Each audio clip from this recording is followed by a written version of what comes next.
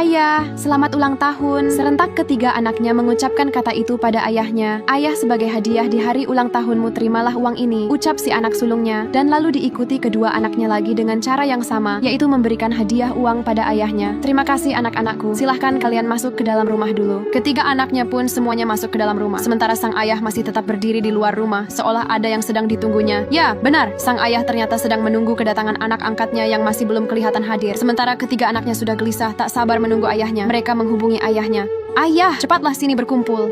Sebentar lagi ayah masuk anakku. Hampir 2 jam lamanya sang ayah menunggu anak angkatnya. Namun si anak angkat tak kunjung datang jua.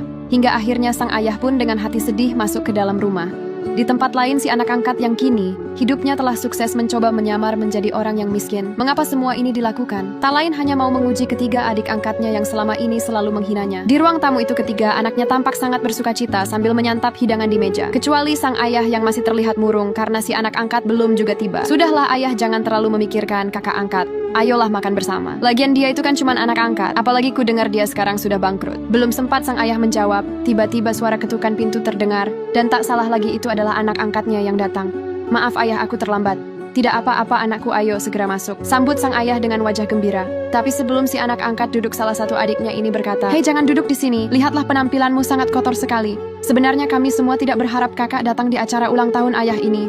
Jangan dengarkan kata-kata adikmu. Ayo kita duduk di ruang sebelah saja anakku. Sepertinya adik-adikku tidak menginginkan kehadiranku ayah. Izinkan saya pergi saja." Kemudian dengan wajah penuh murka, sang ayah berkata pada ketiga anaknya tersebut, "Kalian semua sangat keterlaluan. Meskipun dia bukan anak kandungku, tapi apakah kamu lupa selama ini siapa yang mengurusku ketika aku sakit? Apakah kalian lupa siapa yang mengurus kalian ketika kalian masih kecil? Apakah kalian lupa siapa yang membiayai kalian kuliah hingga menjadikan kalian orang sukses seperti sekarang ini? Kakakmu inilah yang rela mencari botol bekas demi untuk membesarkan kalian." Mendengar ucapan sang ayah, anak angkatnya tersebut sangat terharu bersimpuh dan berkata, "Ayah, aku tak menyangka ternyata begitu besar rasa sayangmu sama aku. Aku berjanji akan selalu patuh dan berbakti pada ayah untuk selamanya.